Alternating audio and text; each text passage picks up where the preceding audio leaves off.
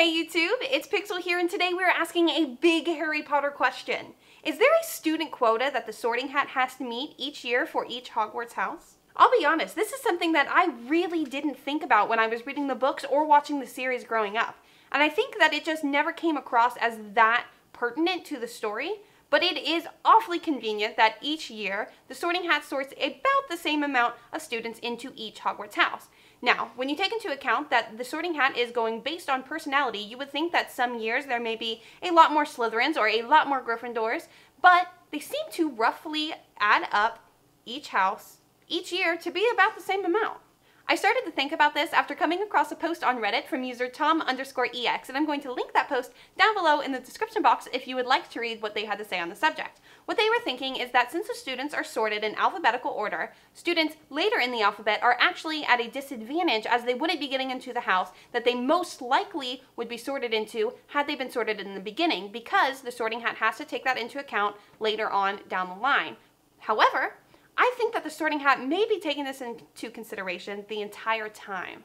Of course, my theorist self wants to say that there is something more going on behind this Sorting Hat ceremony. As we already know, magical-born students who fall under the region of Hogwarts are enrolled at the school at birth, but they do not receive an acceptance letter until they turn 11.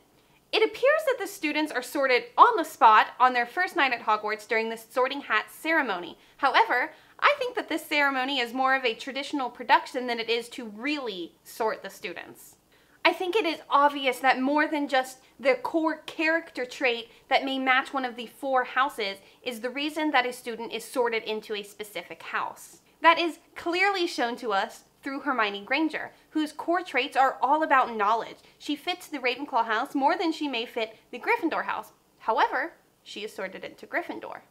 I believe that there is some kind of committee that is analyzing these students before they ever enter Hogwarts for their Sorting Hat ceremony. I think that this committee probably has the Sorting Hat, Dumbledore, and a couple of professors from Hogwarts. What I think that they're doing is analyzing each student on a couple of different things than just that core personality trait that each house has and sorting them that way. I think they were probably looking into things like family history, if there are other students or siblings or parents that have gone to the school that they know and trust and love, and what houses that those people were a part of, but also, of course, their personal value and those core traits that they have, but also how they're doing in their current schooling system, what past decisions they've made, because they have 11 years of this student's life to analyze and look into.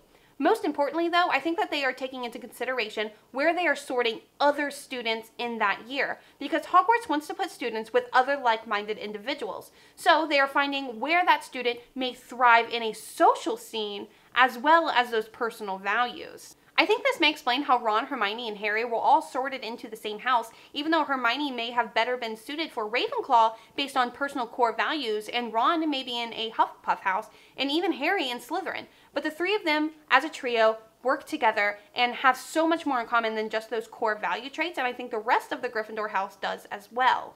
I also think that this works out the mystery of how each house has roughly the same amount of students, and how the Sorting Hat really works.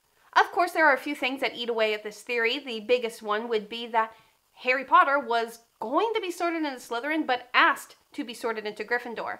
However, I know that there is not always going to be an even amount of students that are sorted into each house, so I think that the Sorting Hat has to take into consideration where that student may want to be, and then place that student in that specific house. And of course, that's going to throw the numbers off a little bit, but it can't always be even. Well, YouTube, I think that is all that I have for you today. Do me a favor and leave a comment down below. Do you think that this is all just sheer convenience, or do you think that there is something more happening behind the scenes for the Sorting Hat ceremony?